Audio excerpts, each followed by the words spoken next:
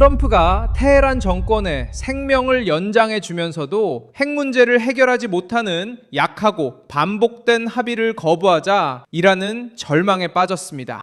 2026년 5월 18일 월요일, 이란의 제안이 실질적인 양보나 확실한 보장, 그리고 워싱턴이 요구한 수준의 약속 없이 미국에 전달되면서 위기는 더욱 심화되었습니다.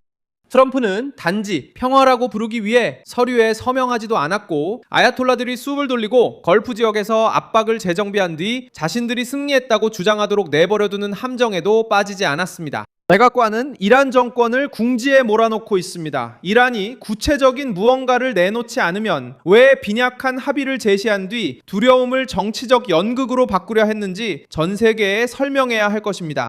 이제 곧 그 모든 것을 말씀드리겠습니다. 하지만 지금은 계속해서 정확한 정보를 얻으시려면 채널을 구독하시는 게 좋을 겁니다. 실시간 정보, 지금까지 본 적 없는 최고의 저널리즘 품질, 그리고 밀소 날비스의 신뢰 기준으로 제공됩니다. 이란의 제안은 간접적인 경로를 통해 전달되었으며 파키스탄이 중재자로 나섰습니다. 이는 파키스탄 내무장관 모신 나크비가 테헤란에서 며칠간의 대화를 나눈 후 이루어진 것입니다. 이란의 문제는 새 제안이 변화를 만들지 못했다는 점입니다. 미국 당국자들은 그 문서가 단지 작은 조정만 했을 뿐이며 이란의 제안에 대한 핵심 요구사항에는 응답하지 않았다고 평가했습니다. 이란 측은 구체적이고 세부적인 내용, 그리고 검증 가능한 약속이 담긴 실질적인 협상을 원했습니다. 테헤란은 시간을 벌고 압박을 완화하며 워싱턴에 자신들의 정권에 유리한 편안한 출구를 떠넘기고 싶어 했습니다. 미국의 거절은 이란의 전략에 직접적인 타격을 입혔습니다. 이란은 협상을 단순한 함정으로 만들기를 기대했고, 제한된 제안을 내놓은 뒤 미국이 평화를 거부했다고 비난하며 안정을 요구하는 국제사회의 압박을 이용해 양보를 얻어내려 했습니다. 도널드 트럼프는 그 게임에 끼어들지 않았습니다. 워싱턴에서 돌았던 답변은 테헤란이 문제의 핵심에 대한 진지하고 구체적인 대화를 받아들이지 않으면 위기가 훨씬 더 심각한 단계로 돌아갈 수 있다는 것이었습니다.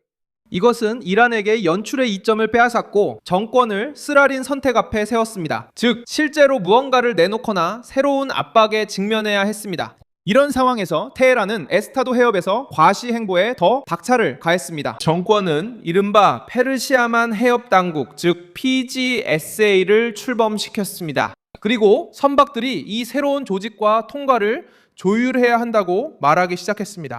의도는 분명합니다. 통제력을 보이고 해운 시장에 두려움을 주며 이란이 가장 민감한 항로의 규칙을 혼자 정하는 것처럼 보이려는 것입니다.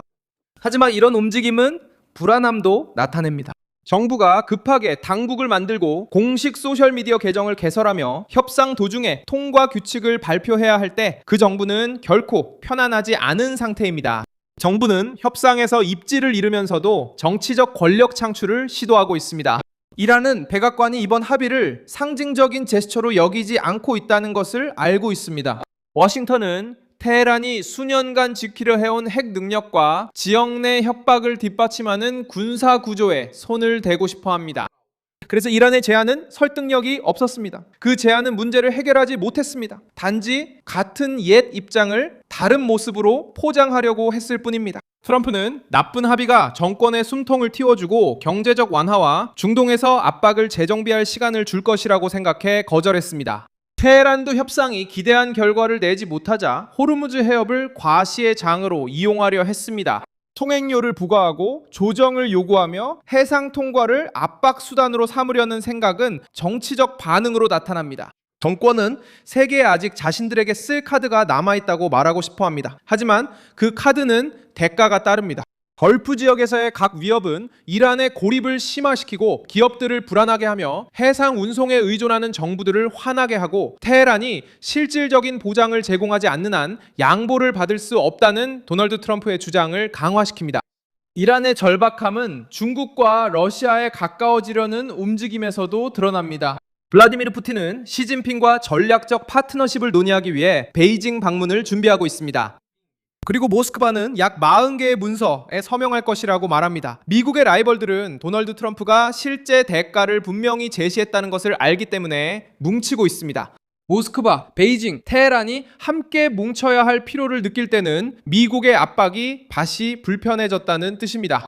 압박은 여전히 파키스탄을 거치고 있습니다. 파키스탄은 미국과 이란이 최종 합의 내용을 직접 다루지 않고 있기 때문에 소통의 통로가 되었습니다. 정권은 중재자를 원하고 여지를 원합니다. 시간도 원하고 모호한 표현도 원합니다. 도널드 트럼프는 결과를 원합니다. 이 차이가 현재의 충돌을 설명합니다. 워싱턴은 이란이 평화를 원한다고 말하는 것만으로는 부족하며 정권이 위기를 초래한 문제에 대해 실질적 한계를 수용해야 한다고 봅니다. 이란의 선전 사형도 같은 논리를 따릅니다.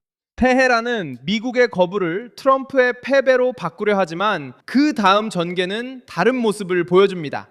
이란은 제안을 내놓았고 부정적인 답변을 받았으며 호르무즈에서 강경한 태도를 취하려 했고 러시아와 중국과의 축에서 정치적 보호막을 찾았으며 통제하고 있다는 이미지를 팔기 시작했습니다. 이는 백악관이 단지 멋진 헤드라인을 만들기 위해 서명된 문서를 받아들이지 않을 것임을 깨달은 정권의 행동입니다. 실제 이행이 있어야만 합의가 존재합니다. 압박은 허술한 문서를 보낸 쪽에 가해지고 있습니다. 즉각적인 결과는 협상의 더 강경한 국면입니다. 워싱턴은 외교적 기회가 시간 끌기를 보상하는 데 사용되지 않을 것임을 이미 분명히 했습니다. 백악관은 핵 프로그램에 대한 더 심도 있는 대화를 요구하면서 군사적 압박, 경제적 압박, 그리고 지역 동맹국들과의 협력을 계속할 수 있습니다. 테헤란은 트럼프를 성급한 합의로 몰아가려고 했습니다. 트럼프는 그 압박을 다시 정권에 돌려주었습니다. 중국도 에너지 안정을 필요로 하기 때문에 신중하게 지켜보고 있습니다. 또한 항로와 석유, 운송 비용을 끌어올리는 사태는 원하지 않습니다. 러시아는 이 기회를 이용해 베이징과 함께 워싱턴에 맞서는 블록의 일원으로 등장하려 하고 있습니다. 이란은 이 더 큰 판에서 자신을 숨기려 하고 있습니다. 하지만 이 위기는 테헤란에서 시작되어 다시 테헤란으로 돌아왔습니다. 불충분한 제안을 내놓은 것은 이란 정권이었습니다. 호르무즈에서 새로운 지배력을 행사하려 한 것도 이란 정권이었습니다. 이제 진정한 양보와 긴장 고조 사이에서 선택해야 하는 것도 이란 정권입니다. 트럼프는 그 속임수를 간파하고 그 합의를 거부했습니다. 근본적인 변화가 없는 문서는 단지 문제를 앞으로 미루는 것에 불과합니다. 백악관은 이란 정권이 숨을 돌리고 선전 활동을 재정비하며 같은 길을 계속 가도록 전략적 휴식을 주고 싶어 하지 않습니다. 트럼프는 이미 협상 테이블에 외교, 성명서, 비공개 회의만 있는 것이 아님을 보여주었습니다.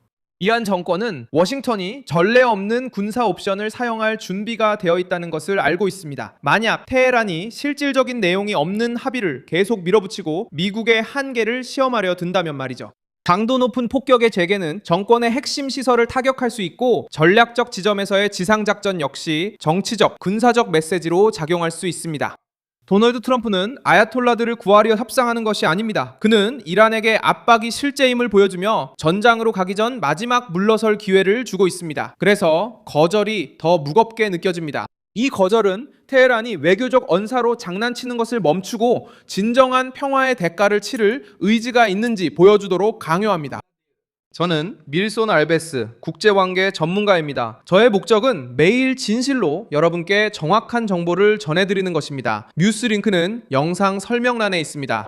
이 영상에 좋아요를 눌러주시고 채널을 구독해주세요. 그리고 영상이 끝난 후에는 댓글도 확인하셔서 밀손 알베스 커뮤니티와 더욱 활발하게 소통해보세요.